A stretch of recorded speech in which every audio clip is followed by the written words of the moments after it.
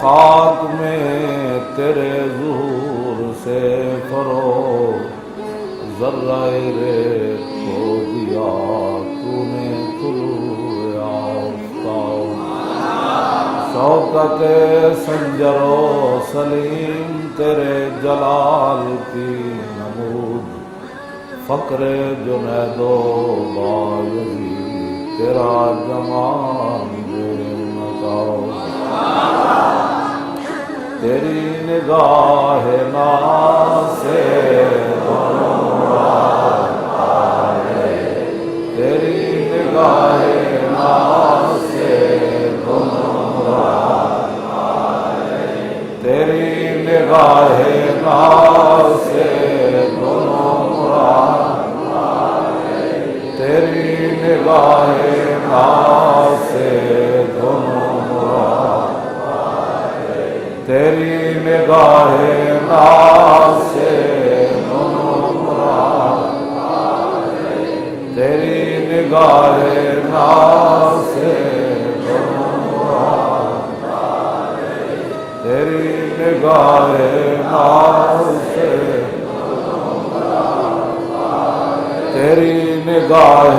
ناز سے دونوں راہ، عقل غیاب و جستجو عشق حضور و انقلاب، تازہ میرے ضمیر میں مارکہ کہن ہوا، عشق تمام مصطفیٰ عقل تمام بولا، عین وصال میں مجھے حوصلہ نظر نہ تھا، گرچ بہاں نجو رہی میری نگاہ بے ادب۔ ہمارے آقا مولا حضور پر نور شافع یوم النشور صلی اللہ تعالیٰ علیہ وآلہ وبارک وسلم کا اپنا فرمان عالی شان ہے، جب حضرت عمیر بن عدی یہودی عورت اسماء بنت مروان کو قتل کر کے آئے، صبح کی نماز رسول اللہ کے پیچھے پڑھی تو نبی علیہ الصلوۃ والسلام نے سلام پھیر کر صفوں کے اندر عمیر بن عدی کو دیکھا، جب وہ سامنے ہوئے تو حضور نے فرمایا قتلت بنت مروان، فرمایا وہ گستاخ عورت کو مار آئے ہو؟ قال نعم بأبی انت یا رسول اللہ، عرض کی کہ مار آیا ہوں۔ پھر تھوڑی دیر مسجد نبی شریف میں خاموشی طاری رہی، پھر خود پوچھا حل علیہ فی ذالک شیء یا رسول اللہ، حضور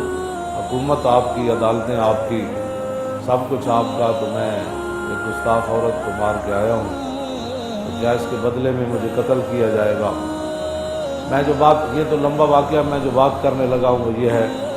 کہ نبی علیہ السلام نے اس موقع پر فرمایا، اور صحابہ بھی کہتے ہیں ہم نے یہ عرب محاورے میں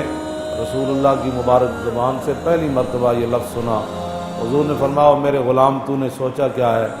لا ينتطح فی انزان، فرمایا قیامت تک جب میری بات آئے گی، میری عزت کی بات آئے گی، میرے دین کی بات آئے گی، میری ختم نبوت کی بات آئے گی، جب میری بات آئے گی نا تو فرمایا دو بکریاں بھی کبھی آپس میں اختلاف نہیں کریں۔ تو حضور علیہ الصلوۃ والسلام کی عزت آبرو کا مسئلہ اتنا اہم ہے جس کے بارے میں نبی علیہ السلام نے فرمایا بے زبان بھی نہیں بولیں گے میری عزت کے مسئلے میں۔ تو غازی علم الدین شہید علیہ الرحمہ نے 1929 اپریل کے اندر راجپال پر حملہ کیا اور اس کو قتل کر دیا۔ پھر غازی علم الدین علیہ الرحمہ کا مقدمہ چلا اور لوگوں نے علامہ اقبال کو یہ مشورہ دیا کہ اس مقدمے کے اندر وکلاء پیش نہیں کرنے چاہیے، لوگ یہ نہ سمجھیں کہ مسلمان ڈر گئے ہیں یا حضور کے نام پر جان دینے کے بعد یہ پریشان ہوتے ہیں۔ تو علامہ اقبال نے کہا کہ آپ کی بات صحیح ہے، لیکن ہم وکلاء بھی پیش کریں گے اور علم الدین ڈیفنس کمیٹی بھی بنائیں گے، اس لیے کہ قیامت تک کوئی یہ نہ سمجھے کہ جو حضور کی عزت پر پہرا دیتا ہے وہ لاوارث ہوتا ہے۔ علامہ اقبال علیہ الرحمہ نے مقدمہ لڑنے کے لیے وکلاء بھی تیار کیے، اور پھر قائد اعظم محمد علی جناح بانی پاکستان ان کو بمبئی سے بلایا کہ آپ آ کر عاشق رسول کا مقدمہ لڑیں۔ ہماری بات لوگوں کو پتہ نہیں سمجھ کیوں نہیں آتی۔ ویسے نبی علیہ السلام نے فرمایا فتنے جو بندے کے اوپر پیش ہوں گے، فرمایا اچانک پیش نہیں ہوں گے، تورد الفتن علی القلوب کالحصیر عودا عودا۔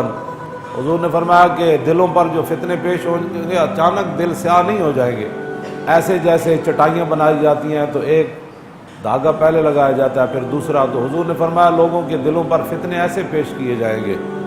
اور فرمایا جو دل ان فتنوں کو قبول کر لے گا اس پر پھر ایک نقطہ سیاہ نقطہ پڑ جائے گا، اور جو دل ان فتنوں کو قبول نہیں کرے گا وہاں ایک سفید۔ تو حضور نے فرمایا پھر دل دو قسم کے ہو جائیں گے، ایک دل قلب ابیض مثل الصفا، فرمایا ایک سفید دل چمکتا ہوا دل، جس طرح سفید چٹان ہوتی ہے، فلا تضرہ فتنۃ ما دامت السماوات والارض۔ حضور نے فرمایا ایسے دل جنہوں نے فتنوں کو قبول نہیں کیا اور وہ چمکتے ہوئے دل ہیں، فرمایا جب تک زمین آسمان قائم ہے وہ فتنے اس بندے کو نقصان نہیں پہنچا سکیں گے۔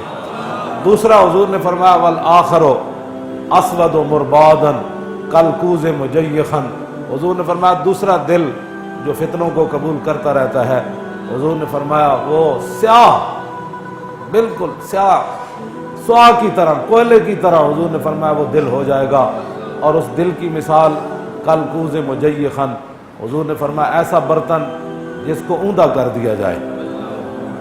حضور نے فرمایا پھر وہ دل ایسا جو ہے وہ کسی چیز لا یعرف معروفا ولا ینکر منکرا الا ما اشرب من ہواہ، حضور نے فرمایا وہ دل جو بالکل سیاہ ہو جائے گا اور اوندے برتن کی طرح ہو جائے گا، نہ اس کو اچھائی کی تمیز رہے گی، نہ حضور نے فرمایا اس کو برائی کی، وہ صرف خواہشات کا بندہ بن جائے گا۔ تو ہماری باتیں لوگوں کو پتہ نہیں سمجھ کیوں نہیں آتی کہ بھائی بات یہ ہے کہ پاکستان کو اچانک نہیں بنا، پاکستان کے لیے لاکھوں قربانیاں ہوئیں، اور قائد اعظم محمد علی جناح جب فلیٹی ہوٹل کے اندر آ کر ٹھہرے، علامہ اقبال کی دعوت پر عاشق رسول کا مقدمہ لڑنے آئے، غازی اسلام غازی علم الدین شہید کا مقدمہ لڑنے آئے، تو جب صبح قائد اعظم محمد علی جناح ہوٹل سے باہر نکلے، علامہ اقبال بھی ساتھ تھے، تو اس دن آدھا پاکستان بن گیا تھا۔ بس اتنی بات ہے، ہماری باتوں لوگوں کو سمجھ نہیں آتی کہ پاکستان اللہ تعالیٰ نے جو ہمیں عطا فرمایا، وہ بانیان پاکستان مصور جو پاکستان تھے، وہ جب وہ عاشق رسول کے ساتھ کھڑے ہو گئے اور انگریزوں کو ناراض کر دیا، گستاخان رسول کو کافروں کو ناراض کیا، تو اللہ رب العالمین نے پھر رحمت فرمائی اور ہمیں پاکستان عطا فرمایا۔ بس اس سے زیادہ کوئی بات نہیں ہے، لوگ ایسی باتیں کرتے رہتے ہیں۔ پھر قائد اعظم محمد علی جناح جو ہے وہ پیش ہو گئے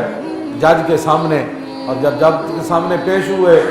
لیکن جب اس نے آئیں بائیں شائیں کی تو قائد اعظم محمد علی جناح نہ جج کی جو ہے وہ اس کی روب اور اس کا دبدبے سے وہ مروب ہوئے، اور نہ انہوں نے کہا کہ میں نے پاکستان بنانا ہے، لوگ مجھے کیا کہیں گے۔ تو آپ نے دو ٹوک جج کو مخاطب کر کے فرمایا ججا تینوں پتہ نہیں حضور دی امت میں حضور نال پیار کتنا ہے۔ یہ بڑی پوری کتاب ہے، یہ تو ایک یعنی غازی علم الدین شہید علیہ رحمہ کے بارے میں تو ایک ورق بنتا ہے، لیکن ان رائے محمد کمال کی عظمتوں کو سلام ہے جنہوں نے کم از کم اس موضوع پر قلم اٹھایا، اور انہوں نے کافی باتیں اس میں لکھ دی ہیں جو ہدایت کا طالب ہوگا اس کو لیے بڑی رہنمائی ہے۔ باقی جو گمراہ ہے اور جو اوندے برتن کی طرح ہے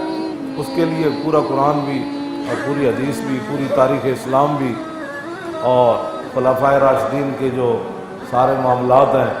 وہ ان کو کبھی بھی سمجھ نہیں آئیں گے۔ تو غازی علم الدین علیہ رحمہ کا مقدمہ چلا، لیکن اس میں جو ایک عجیب بات ہے، غازی علم الدین شہید کے خلاف جن 4 پولیس والوں نے گواہی دی وہ چاروں کے چاروں مسلمان تھے، نام بھی ان کے لکھے ہیں، مجھے ان کے نام پڑھنے کی ضرورت نہیں ہے، لیکن وہ تھے چاروں مسلمان، اور جس نے پرچہ کاٹا وہ بھی مسلمان تھا۔ بہرحال اپنی اپنی قسمت کی بات ہے کہ قاتل لکھا اس کو، بہرحال یہ تو آج ان کے نام و نشان مٹ گئے، اور رات جب ہم حاضری دینے کے لیے گئے تو پوری دنیا غازی، پوری دنیا سے مراد حضور دا غلام ایک بھی ہوئے غیرت مند ہوئے، اس کی تعداد ہزاراں کے برابر ہے۔ تو پوری دنیا غازی علم الدین کو سلام کرنے کے لیے آئی ہوئی تھی۔ تو میں نے کہا اقبال یہ کیا بنا ہے؟ کہنے لگا اقبال یہ کس کے عشق کا فیض عام ہے کہ رومی فنا ہوا حبشی کو دوام ہے۔ تو یہ تو اقبال کہتا ہے کہ یہ تو رسول اللہ کے عشق کا کمال ہے نا، کہ حضرت بلال نے ایک محلے پر بھی حکومت نہیں کی، لیکن پوری دنیا میں بلال بلال ہو رہی ہے، اور سکندر ذوالقرنین نے پوری دنیا پر حکومت کی، اس کا نام بھی کوئی نہیں جانتا۔ یہ تو حضور کی محبت کا فیضان ہے کہ نہ حافظ نہ قاری نہ مولوی نہ صوفی، اور دیکھ کر بھی قرآن نہیں پڑھا ہوا تھا علم الدین، لیکن آج ساری دنیا گردن کیوں جھکاتی ہے اور غازی علم الدین کو سلام کیوں کرتی ہے؟ اس لیے کہ انہوں نے رسول اللہ کے ساتھ وفا کی۔ اور اقبال قلندر لاہوری کہتا ہے کہ محمد سے وفا تو نے تو ہم تیرے ہیں، یہ جہاں چیز ہے کیا۔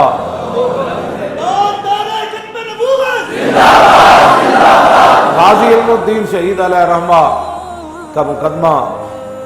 چلتا رہا، آپ کو سزا ہو گئی، ہائی کورٹ سے بھی اپیل خارج ہو گئی۔ پھر غازی علم الدین کے والد گرامی میاں طالع مند ملک فیروز خان نون کے پاس گئے۔ یہ بڑا چہیتا ممبر تھا پریوی کونسل انگریزوں کا، اور اس کو پتہ نہیں تھا کہ یہ غازی علم الدین کا والد ہے۔ ان کی تصویر بھی اس میں انہوں نے دی ہے، غازی علم الدین علیہ رحمہ کے والد گرامی کی۔ تو وہ بڑے سادے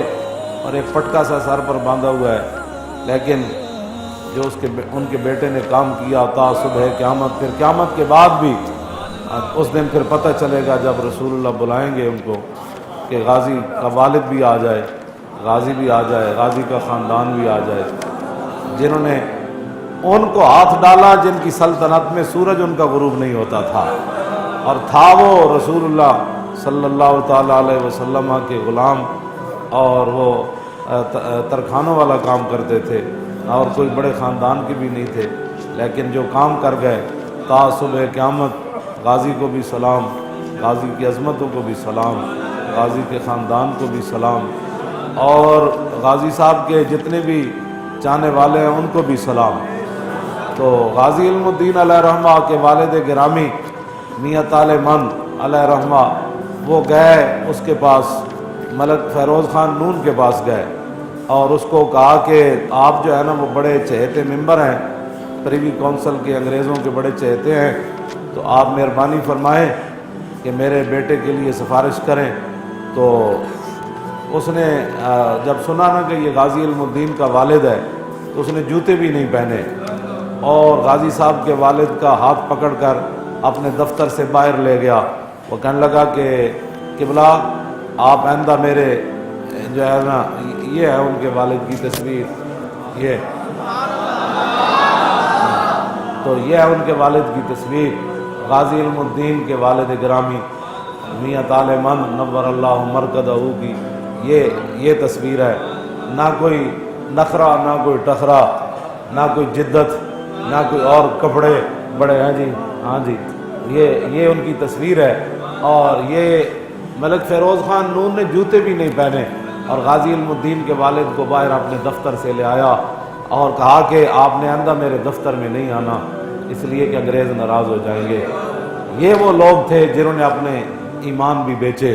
جنہوں نے اپنے وطن بھی بیچے، جنہوں نے اپنی ملت بھی بیچی۔ اور یہ بعد میں پاکستان کی بدقسمتی یہ کہ بعد میں یہی شخص ملک فیروز خان نون پاکستان کا وزیر اعظم بنا۔ یہ ہماری بدقسمتی ہے، اس سے بڑی بدقسمتی نہیں ہو سکتی، جو غازی کے باپ کی بات بھی نہ سن سکا اور بٹھایا بھی نہیں اور پکڑ کر اپنے دفتر سے باہر لے آیا۔ وہ آدمی جوتیوں کا مستحق تھا یا کہ وزیر وزارت عظمیٰ کا مستحق تھا؟ یہ آج یہ باتیں نہیں ہیں کہ غازیوں کے خلاف لوگ آ جائیں، ہاں اس وقت بھی یہی صورتحال تھی، لیکن جو عاشق رسول تھا علامہ اقبال قلندر لاہوری، وہ پہلی صف میں کھڑے ہو کر جنازہ پڑھ رہا تھا۔ میاں طالع مند علیہ رحمہ آ گئے، اور اس لیے نہیں گئے تھے کہ وہ پریشان تھے، وہ چونکہ فقیر تھے، پردوں میں چھپا ہو تو چشم بینا دیکھ لیتی ہے، اور زمانے کی طبیعت کا تقاضا دیکھ لیتی ہے، اور انوکھی وضع سارے زمانے سے نرالے ہیں، الہی عاشق کون سی بستی کے رہنے والے۔ تو اس واسطے نہیں کہتے کہ وہ میرے کا بیٹا بچ جائے، بلکہ وہ قیامت تک امت کو بتانا چاہتے تھے کہ جن کو تم اپنے سروں پر بٹھاتے ہو وہ تو غازی کے والد کی بات بھی نہیں سنتا۔ یہ صرف یہ بتانا چاہتے تھے، ورنہ ان کو پتہ تھا کہ یہ جو اپنا دین ایمان بیچ چکے، انہوں نے غازی، ان کو کیا پتہ ہے غازی کیا ہوتا ہے، علم الدین کون ہوتا ہے، ناموس رسالت کیا ہوتا ہے، ناموس رسالت پر پہرا کیا ہوتا ہے، ان کو کیا پتہ ہے، وہ جو بیچ چکے۔ اقبال کہتا ہے نال عشق بگوش مردم دنیا بانگے مسلمانی و دیار فرنگس۔ اقبال کہتا دنیا دار بندے دے سامنے عشق رسول دی گل کرنا انجی ہے جویں بندہ یورپ دے ایئرپورٹ تے اتر کے اذان دے دے۔ کہنا انہوں نے کی پتہ ہے اذان کیا ہوتی ہے، اشہد اللہ الہ الا اللہ کیا ہوتا ہے، اللہ اکبر کیا ہوتا ہے، اشہد ان محمد رسول۔ اقبال کہتا ہے دنیا دار بندہ جڑا اپنا ایمان تے دین دنیا سمجھدا ہوئے، ہاں جی، نالا بگوش مردم دنیا، ہاں جی، رونا پلا تقریراں کرنیاں، چلانا، قرآن حدیث پیش کرنی اور تاریخ پیش کرنی، صحابہ دے واقعات پیش کرنے، خود رسول اللہ دے فرامین پیش کرنے اور تاریخ اسلام دے چمک دے ہوئے ہیرے پیش کرنے۔ اقبال کہتا دنیا دار بندے دے سامنے ایک گل ہے انجی ہے جویں یورپ وچ اذان دے دیو، انگریزوں کو کیا پتہ ہے اذان کیا ہوتی ہے، کس ٹائم دی جاتی ہے۔ پھر غازی علم الدین شہید علیہ رحمہ کو میاں والی جیل منتقل کر دیا گیا، اور پھر آخری دن جب ملاقاتوں کے رکھے گئے، اور آپ نے یہ شرط لگائی تھی کہ مجھے روتے ہوئے کوئی بھی نہ ملے، لیکن آپ کی امی جان جب داخل ہوئی ملنے کے لیے تو غازی علم الدین، ماں تو پھر ماں ہوتی ہے نا، میرا اپنا یہ وجدان یہ کہتا ہے کہ غازی علم الدین کی ماں اس لیے نہیں روئی تھی کہ جناب وہ کوئی پریشان تھی، بلکہ وہ سوچ رہی تھی میں کہاں، میرا بچہ کہاں۔ ہاں جی، ہاں جی، ہاں جی، اور میں اتنی خوش نصیب کہ اللہ رب العالمین نے میرے بیٹے کو اپنے حبیب کی عزت کے لیے قبول فرما لیا۔ یہ تو ایک تاریخ تھی نا جی۔ حضرت ام عامر جدوں صحابہ نے کیا تھوڑا والد بھی شہید ہو گئے، تھوڑے ابا جی بھی شہید ہو گئے، بھائی بھی شہید ہو گئے، بیٹے بھی شہید ہو گئے، تو انہاں کیا اے دسو حضور دا کی حال ہے، سمجھ آئی؟ میدان احد صحابہ نے کیا حضور تو ٹھیک ہے، تو فرمایا کل مصیبت بعدہ جلل، فرمایا اب جب حضور ٹھیک ہے تو پھر ان رشتوں کے جانے کی کیا حیثیت رہ جاتی ہے۔ جب رسول اللہ کو آئے اور رسول اللہ کو دیکھا اور حضور کا دامن کرم پکڑا تو حضور مجھے پہلے پتہ چل گیا میرے سارے رشتے ختم ہو گئے، لیکن آپ جو موجود ہیں تو یہ اسی ایک وہ سلسلہ تھا کہ غازی علم الدین کی امی جان جو ہے روئی ضرور ہے، لیکن غازی علم الدین نے اپنی امی جان کو تسلی دیتے ہوئے کہا کہ امی تو اس لیے پریشان ہے کہ تو نے میری برات نہیں دیکھی۔ تو کہا ہاں بات تو ایسے ہے، تو فرمایا میری برات لاہور سے ایسے اٹھے گی پھر قیامت تک کسی کی برات نہیں اٹھے گی۔ ہاں جی، ہاں جی، تو غازی علم الدین علیہ رحمہ کہ پھر جنازے میں 6 لاکھ بندے آ گئے، حافظ آ گئے، قاری آ گئے، ہاں جی، حافظ آ گئے، قاری آ گئے، پیر آ گئے، سید آ گئے، بڈھے آ گئے، جوان آ گئے، صوفی آ گئے، کیوں جی، اور سالک آ گئے، مجذوب آ گئے، سارے آ گئے پھر اس کے جنازے میں۔ پھر سید بھی آ گئے، پیر سید جماعت علی شاہ صاحب محدث علی پوری، انہیں پھر غازی علم الدین دے پیروں تو کپڑا لوا کے پیر چومے تے لوگاں کیا حضور اے کہ کیتا، فرمایا متھا تے رسول اللہ چومیا میں پیر ہی چم سکدا تو آیا نہ در تے کیوں بد نصیبہ، تو آیا نہ در تے کیوں بد نصیبہ، ہزاراں رنگاں وچ رنگے لے محمد، کیوں جی۔ پھر غازی علم الدین علیہ رحمہ جیل کے اندر چلے گئے، استاد عشق لہر جو ہے وہ گیا ملنے کے لیے، تو غازی علم الدین کو کہنے لگا، غازی صاحب نے کہا آپ شعر سنائیں، انہوں نے کہا نہیں پہلے آپ سنائیں، تو آپ نے فرمایا چلیا میں نہیں سنانے، انہوں نے کہا نہیں آپ کو سنانے پڑیں گے۔ پہلے غازی صاحب نے اس کو کہا کہ مرا راز اندر دل نواز است، بر ممبر نہ تواں گفت و بردار تواں گفت، انہوں نے کہا استاد عشق لہر میرے سینے میں جو راز ہے، سمجھ آئی نا، وہ ایویں نہیں بیان ہو سکتے، ہاں جدوں ممبر تے نہیں بیان ہو سکتے نہ تقریریں، ہاں جدوں تختہ دار میں کھڑا ہوا گا نا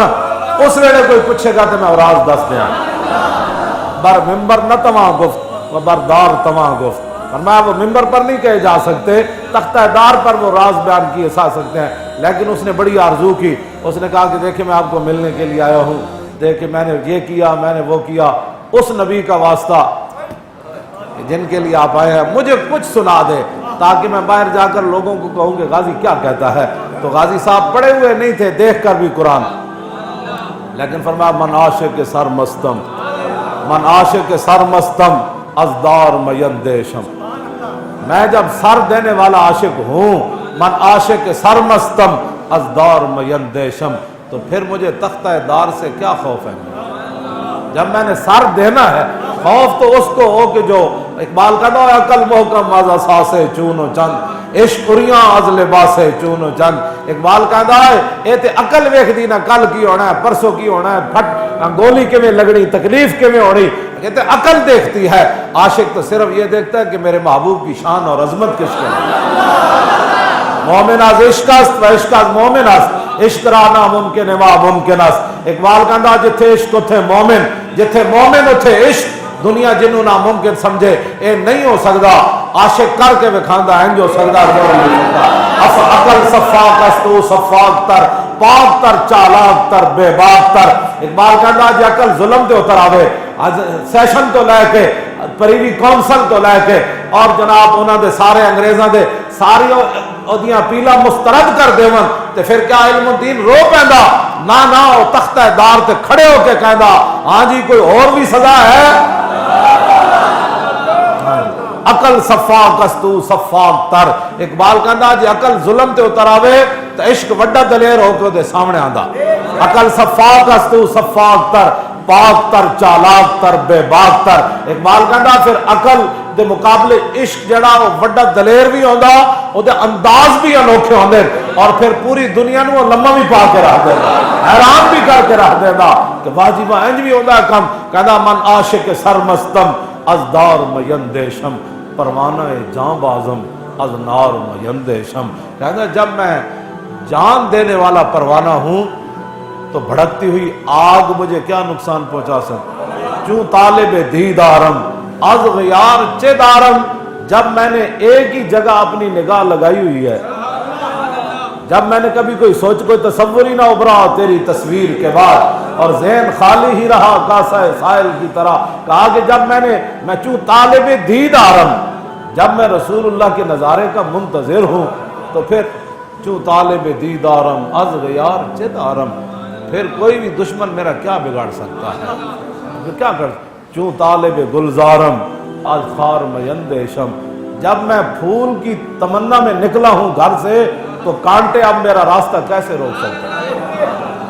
با دوست چوں مشغولم دشمن چے کند بر من. کہندا جدو میں اس در تے سر رکھ دیتا تے ہن دشمن میرا کی بگاڑ سکتا. با دوست چوں مشغولم دشمن چے کند بر من, چوں گنج بدست آمد از مار میندیشم. جب سارے خزانے پیچھے رہ گئے, جس خزانے کی طلب میں نکلا تھا, جب وہ خزانہ میرے ہاتھ آ گیا, تو اب جتنے مرضی کوئی سانپ آ جائے میں ان سے کوئی ڈرنے والا تھوڑا ہوں. ہاں جی, میں تو من دار بلائے شرا چوں تخت شہید آنم. فرمایا میں بھی اور قیامت تک جو میرے راستے پر چلے گا, یہ تختہ دار کی جتنی بھی مصیبتیں ہیں ہمارے لیے یہ تخت شاہی کی حیثیت رکھتا ہے. من دار بلائے شرا چوں تخت شہید آنم. فرمایا میرے لیے یہ جتنی تختہ دار کی مصیبتیں ہیں نا, جس طرح بادشاہوں کو تخت پر بیٹھ کر چس نہیں نہ آتی, ہمیں تو اس پر کھڑے ہو کے بڑا لطف تے چس آ جاندی. ہاں جی, تو کہا کہ من دار بلائے شرا چوں تخت شہید آنم. فرمایا میرے لیے جتنی بھی تختہ دار کی مصیبتیں ہیں, جیلوں کی مصیبتیں ہیں, وہ ایسی ہے جیسے بادشاہ تخت کے لیے مرتے ہیں اور سکون ان کو پھر بھی نہیں ملتا. لیکن مجھے میاں والی جیل کے اندر تو مولا علی آئے اٹھا کر لے گئے. یہ بھی کبھی ہوا. فرمایا مولا علی مجھے اٹھا کر لے گئے اور رسول اللہ کے سامنے جا کر پیش کیا, اور حضور نے میری پیشانی چوم کر کہا, فرمایا ہم تجھے چھڑا لائے ہیں, ایک ہے قانون یہ اور دوسرا یہ ہے کہ میرے نام پر قربان ہونا ہے, تو دونوں میں سے کس کا انتخاب کرنا ہے. فرمایا ہاں, اگر تو میرے نام پر قربان ہوگا تو قیامت تک اگر میری امت کے حکمران مدانت کر جائیں, دو نمبریاں کر جائیں, یہود و نصارہ کے سامنے بک جائیں, تو پھر ان کے سامنے تیری صورت ہو کہ اگر یہ کام ہم نہیں کریں گے تو علم الدین جیسے بیٹے بھی ماؤں نے جنم دیے ہیں. کیوں جی, تو پھر غازی علم الدین نے حضور کی بارگاہ میں عرض کیا کی، مجھے خاک میں ملا کر میری خاک بھی اڑا دے، مٹا ہوں تیرے نام پر مجھے کیا غرض نشاس۔ تو غازی علم الدین نے کہا کہ حضور نہیں میں تو واپس جانا چاہتا ہوں، میں تو واپس جانا چاہتا ہوں، بس اتنی بات ہے۔ اوے ترکھان دا پتر تے ایویں علامہ اقبال اور قبر چ نہیں سی چھال مار کے باہر آیا تے اقبال اتارن واسطے کھڑے ہوئے تے پیر سید دیدار علی شاہ کھڑے ہوئے۔ کیوں جی؟ جب جنازہ پڑھان لگن شاہ جی این صفا وال نگاہ کرن تے شاہ جی غش کھا کے ڈھے پون، پیر سید دیدار علی شاہ این جدوں ویکھیا این کر کے مجمع وال تے غش کھا کے ڈھے پے، بعد وچ اٹھے تے لوگاں کیا حضور کی ہویا؟ تو فرمایا چپ کرو کی ہویا؟ آپ نے پھر کہی یا رسول اللہ ساری زندگی حدیثاں پڑھائیاں، حضور ساری زندگی قرآن پڑھایا، ساری زندگی عمر حج کیتے، یا رسول اللہ جمعے نمازاں پڑھائیاں، حضور کدی خواب وچ بھی دیدار میں نے کرایا، تے اج علم الدین دے جنازے وچ بنفس نفیس تشریف لے آیا کی محمد سے وفا تو نے۔ یہ گپ نہیں سمجھنی یہ بات، لوگوں نے نہ ماننے کو تو لوگ پھر اللہ رسول کو بھی نہیں مانتے۔ ہاں جی، نہ منوانا ہمارا کام نہیں ہے، نہ ایسے عقل کے اندھوں کے ساتھ ہماری بات ہے، ہماری بات تو ان کے ساتھ ہے کہ سیدنا صدیق اکبر نے ابو جہل نے کیا اینج ہو سکتا کہ بندہ راتوں رات مسجد حرام تو بیت المقدس جاوے، پھر لا مکان جاوے، پھر واپس آوے، پھر کنڈی ہل رہی ہوئے، پانی چل رہا ہوئے، اتنے ٹائم میں ہو سکنا؟ فرمایا گل کیتی کنے؟ انہوں نے کیا کیتی تے رسول اللہ نے؟ فرمایا سنا انی لا اصدق بابعد منہ، میرے آقا اس سے بھی بڑی بات کریں تو میں ماننے کے لیے تیار ہوں۔ بس اتنی بات ہے، جنہوں نے ماننا ہوتا ہے۔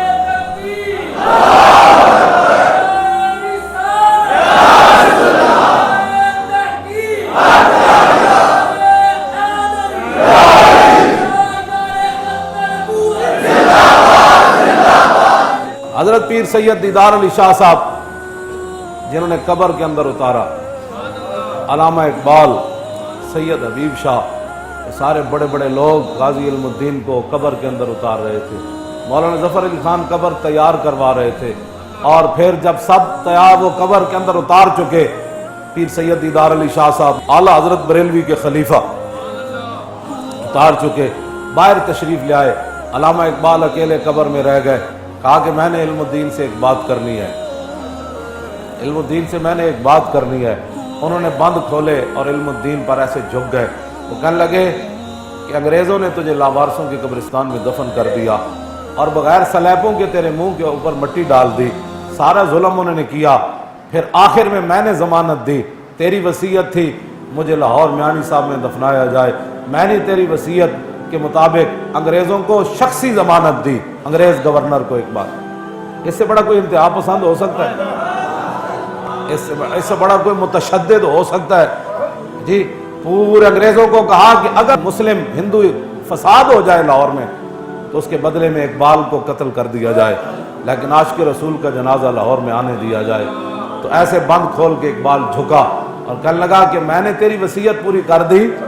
اور تو عاشق رسول ہے، میں نے تیرا مقدمہ بھی قائد اعظم سے لڑایا، پھر میں نے علم الدین ڈیفنس کمیٹی بھی بنائی، یہ تیرے اوپر احسان نہیں تھا، جن کے تو کام کیا تھا میں نے کام انہی کے لیے کیا، لیکن چونکہ سبب تو ہی بنا تو اب میری بھی ایک آرزو ہے کہ جب رسول اللہ تشریف لائیں تو میرا سلام ضرور پیش کرنا۔ فقیرم ہرچ خواہم مست خواہم، ایک فقیر راہ نشین، اقبال اپنے آپ کو کہتا ہے نا، کہتا ہے میں مدینہ پاک جانے والے رستے پر بیٹھنے والا ایک فقیر ہوں، تو جا کر عرض کرنا حضور ایک فقیر راہ نشین جو آپ کے دربار پر حاضر بھی نہیں ہوا شرمندگی سے اور قیامت والے دن بھی آپ کے سامنے نہیں جانا چاہتا، حضور وہ فقیر آپ کو سلام پیش کر رہا تھا۔ باہر آ کر پھر شاہ جی کا ہاتھ پکڑ کر اقبال نے شاہ جی کا ہاتھ پکڑ کر پیر سید جماعت علی شاہ صاحب کا ہاتھ پکڑ کر اور ایسے کہا کہ شاہ جی اسی تے گلیں ہی کرتے رہ گئے، ترکھان دا پتر بازی لے گئے، یعنی وہ منظر دیکھ کر آیا تھا۔ جام وصال دا پین والے عاشق مست جمال ہو رو دے، در منگ ملنگ بے ننگ شو دے، صاحب درد تے حال ہو رو دے، ٹکڑے منگ تے شور بے پین والے غرقال مقال ہو رو دے، سینہ ڈان والے وچ جنگ عالم شیر صفت قتال ہو رو دے، عشق دا ذائقہ ذوق والا جس چکھ لیا سوئی جان دائی، ہر ایک نو قد پرکھوں دی کوئی لکھ تھی ایک پچھان دائی،